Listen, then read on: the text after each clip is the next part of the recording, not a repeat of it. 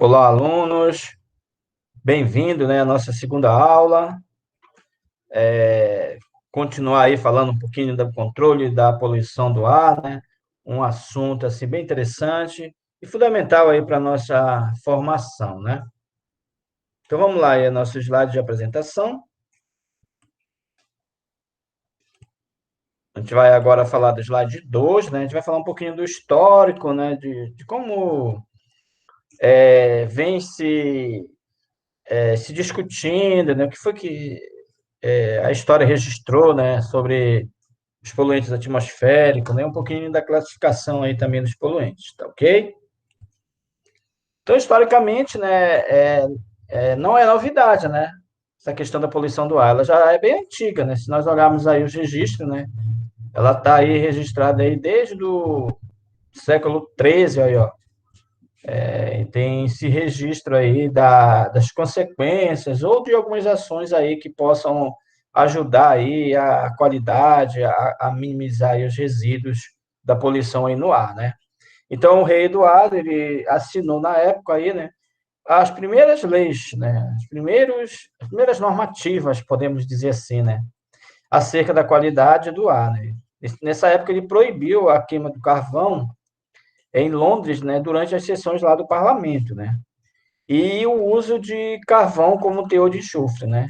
Então, ele já começou nessa época, né, principalmente o carvão é usado para aquecer, né, porque na Europa, né, na Inglaterra, tem uns períodos de bastante frio, né, de neve, então eles acabam usando aí o carvão, a madeira para se aquecer, né? Então ele já começou já começaram a perceber, né, que essa fumaça, né, essa fuligem que é provocada pela queima, né, do carvão já trazia algum prejuízo, né? Então já começaram a tomar as primeiras medidas. Nesse mesmo século, né, digamos no início lá do século XIII, né, aí lá por volta de 1300, já o rei Ricardo III fixou uma taxa para permitir o uso do carvão, né? Então ele tinha aí como objetivo diminuir aí a derrubada da floresta e a queima da madeira, né? Porque principalmente aí nessa época, é, esse carvão ele era principalmente do carvão oriundo das florestas, né? Ou seja, carvão vegetal. A gente sabe que foi descoberta posteriormente muitas minas, né, de carvão mineral, um carvão com um poder de queima muito maior, né, do que o carvão vegetal, no entanto, com uma quantidade muito alta de enxofre, né? Então, esse enxofre que traz prejuízo, já que ele reage, né, com a água e com o hidrogênio e forma aquele famoso, né, ácido sulfúrico, né? E aí, no século XII e lá pelo século XIII também, surgiram os primeiros planos para, digamos, transferir a indústria de Londres para uma mesma área, né? Justamente para evitar essa dispersão maior, né? Que eles sugeriram e depois criaram, né, o distrito industrial, né? Aquele espaço onde era um conglomerado de indústria, né? E essa indústria, eles imaginavam que essa poluição ela ia ficar meio que concentrada. A gente sabe que não é possível, né? Já que o vento, né, ele acaba dispersando muito essa poluição, tá certo? Vamos dar sequência aqui. E em 1911, né, digamos assim, já agora no século XX, né, no início, né, a gente registrou, né, a história registrou aí grandes desastres, né, provocado aí pela poluição atmosférica, né? Então, foram, digamos, registro nítido que foi provocado por poluição atmosférica, como aconteceu em Londres, né? Já que lá os reis, né, os gestores sugeriram, né, que tivesse esse conglomerado, né, mais concentrado de indústrias, né, que ele chamou de distrito industrial, e Londres atendeu esse pedido, né?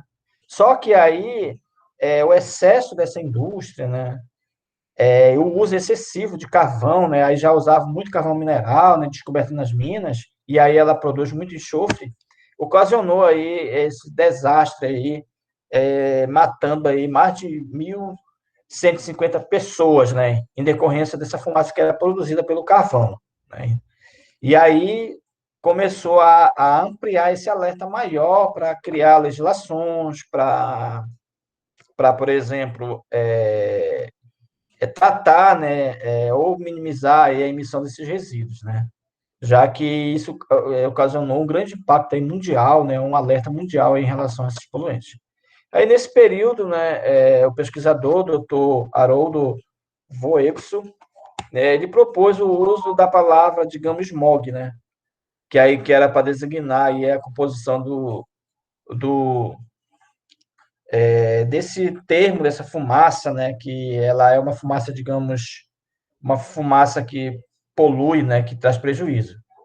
E aí, essa palavra smog, né, ela é uma composição de duas palavras, né? A palavra fumaça, que originou do smoke, e o fog, que é a neblina. Então, ele juntou e formou aí esse termo aí chamado smog. Então, esse termo, esse estudo, né, foi favorecendo aí alguma divisão, por exemplo. Então, o termo smog, que na época estava sendo generalizado, né? Hoje nós podemos fazer uma divisão, podemos dizer assim, o smog clássico ou oriundo da indústria e o smog fotoquímico. O que eles estão considerando aí smog clássico ou industrial? Seria aquela neblina, né, aquela fumaça provocada principalmente pela combustão incompleta, né, do carvão, né? Porque a gente sabe que a combustão do carvão ele produz um composto muito forte, né? O que prejudica aí as pessoas é o dióxido de enxofre, misturado com outros materiais, né? Com poeira, né? Com a fuligem, né? E aí eles estão considerando a junção dessa poeira, carvão, combustão, mais ao dióxido de enxofre como smog clássico industrial. Já a junção de outros produtos químicos, né, já conhecido hoje pela ciência, né, principalmente os hidrocarbonetos, né, principalmente provocado aí pelo, pela indústria automotiva, né, a gente está se referindo principalmente àqueles que não sofreram a combustão completa, né, e aí eles ficam no ambiente em formato de óxido de carbono. Então, esse material de hidrocarbonetos, que eles não totalmente comburidos, né? Junto com aquela categoria de óxido de nitrogênio, mais a luz solar, né, provocada pelo sol, que aumenta a temperatura, e aquele espaço lá sem vento, provoca principalmente aí a concentração do smog, que é considerado fotoquímico, né? Então, a junção de todo esse processo. Então, esse processo ele acaba chegando a essa fórmula aqui, essa reação, né? Por exemplo, os VOXs, que são os compostos orgânicos voláteis, mais os óxidos de nitrogênio, mais oxigênio, mais a radiação, o aumento de temperatura aí da luz solar. Essa mistura aí provoca principalmente a quebra do ozônio e a produção principalmente aí de um gás que esse gás que após pesquisas intensas, foi o gás que provocou a morte das pessoas lá em Londres, principalmente, que foi o ácido sulfuroso, né? Que é um ácido, é um ácido forte, né? Juntamente com ácido sulfúrico e também material particulado, né? Que as pessoas inalavam, que estavam aí no ar, e aí provoca, né? Uma série de prejuízos para as pessoas, né? Aqui, para a gente não fazer essa diferença, né? A gente pode considerar que aquela aquele smog, né, que é observado na época, em 1952, em Londres, era um smog clássico, principalmente porque era provocado pelo carvão, né, pela queima incompleta do carvão, principalmente carvão mineral, que provocava enxofre. Já aqui em São Paulo, né, a gente considera ele fotoquímico, porque é junção, né? Então, são uma emissão de excesso de hidrocarbonetos, né, de produtos voláteis orgânicos, né, principalmente provocado aí pelos automóveis, pelos solventes, pelos fertilizantes, né, junta, né, com a temperatura e forma, com certeza, que essas nuvens aqui, elas são fotoquímicas, essas nuvens negras, né. Aqui embaixo também, essa neblina aqui, a gente considera ela também, aqui no Rio de Janeiro, como fotoquímica. Aqui, essa nuvem ela daqui, dessa imagem esquerda aqui, onde tem aqui esse ônibus aqui, ele é considerado aí clássico, né, tendo em vista porque o principal poluente dele seria o enxofre, certo? E dados mais recentes, né, a gente sabe que esses dados despertou aí os governantes, né, a sociedade, né, a perceber que essa poluição do ar ela é grave, né? Então ela traz sérios prejuízos logo imediato, né? Matando aquelas pessoas, mas também ela traz consequências aí ao longo da vida das pessoas, né? Fazendo com que essas pessoas venham com um processo aí, tornando um processo crônico da doença, né? Convivendo aí com sérios problemas. Mesmo com esse alerta, né, com os governos criando norma, legislação, né, para coibir essas questões, e a gente ainda tem registro aí de situações recentes, como aconteceu agora nos Estados Unidos, né, que ao entorno das indústrias matou mais de 30 pessoas, deixando aí praticamente 6 mil pessoas internadas. Em 63, novamente aqui nos Estados Unidos, em Nova York, a morte de mais de 300 pessoas e ocasionando uma série de prejuízos aí para a população, né? E aqui nós tivemos em Cubatão um episódio, né, também muito crítico na poluição do ar, devido à presença de altas concentrações, né, principalmente provocado aqui pela indústria, pela concentração de indústria, esse período aí de 1977. Isso trouxe, né, uma série de doenças, né, principalmente para os recém-nascidos, né? E aí alertou também o governo brasileiro a, a implementar aí ações como, por exemplo, PRONAR, o Programa Nacional, né, de Controle da Poluição do Ar, tecendo aí uma série de restrições para a emissão aí dos poluentes.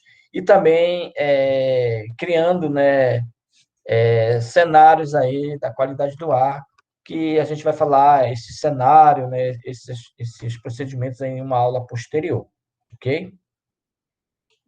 Aqui só uma imagem para a gente refletir, né, do que vem acontecendo a nível mundial, né, para a gente tomar algumas medidas, né, para a gente ajudar o gestor, para a gente criar ideias, projetos para que esse cenário não possa se repetir e, com isso, né, trazer prejuízos sérios à população, à saúde, ao meio ambiente, né? Então, a problemática da poluição do ar ela é muito forte, né? E há uma grande necessidade de a gente pensar aí ideias, é, cenários, né, que possam minimizar essa poluição, já que a gente sabe, que a gente entende, né, que a indústria, né, ela vem evoluindo a cada ano e que essa evolução possa contemplar aí, né, essa problemática da poluição do ar, né? Inclusive essa poluição do ar, né, a inovação das tecnologias, elas são os objetivos aí do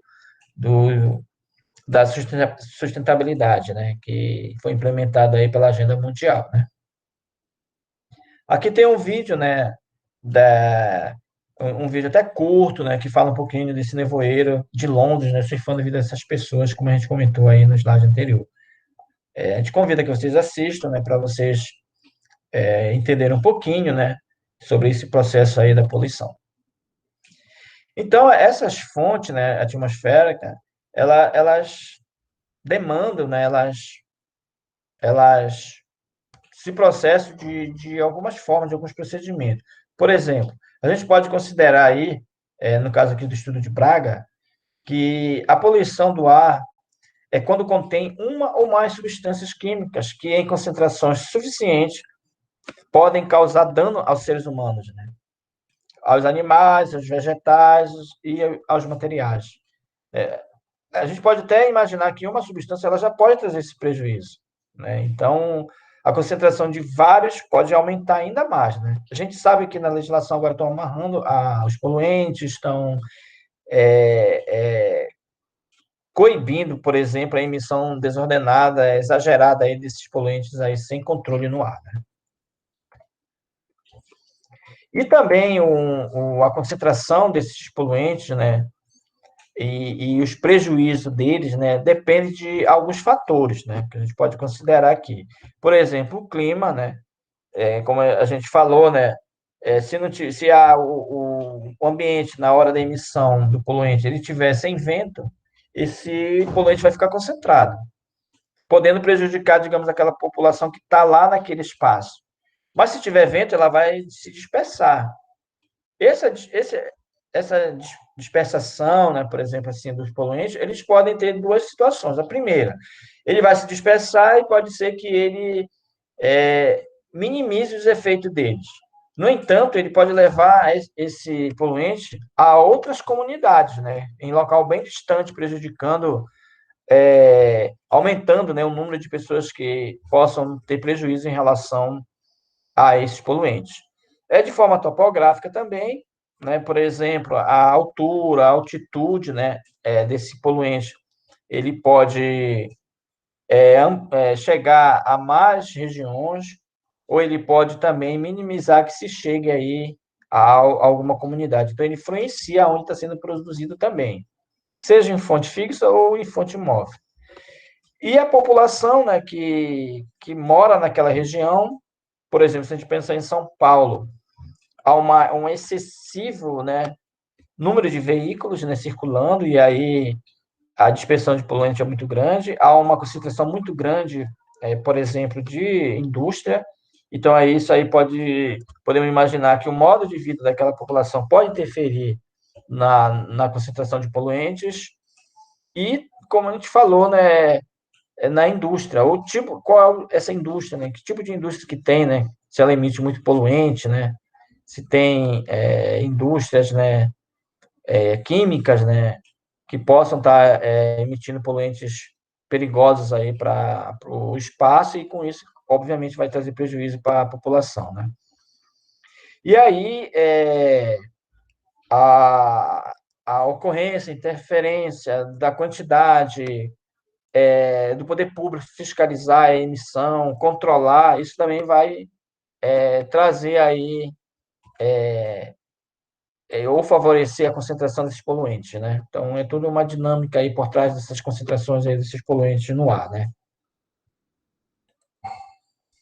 E aqui para a gente, digamos assim, conceituar, né, alguns termos, né? Aí nós temos aqui, digamos assim, dois tipos de poluente, né? Que tem uma classificação entre poluente primário e o secundário, né? Qual é essa diferença? Então, os poluentes primários são aqueles que são, digamos, lançados diretamente no ar, como o dióxido de enxofre vindo, por exemplo, dos carvão. Óxido nitroso, né, sem ele de forma pura, por exemplo, assim, sem modificação. Monóxido de carbono e alguns particulados como a poeira, né? Então eles estão meio que primariamente lá, eles são primários, né? Eles não têm aí reações, sofrendo reação. E já se eles sofrerem algum tipo de reação, aí a gente considera ele secundário, né? Que aí ele já vai juntar várias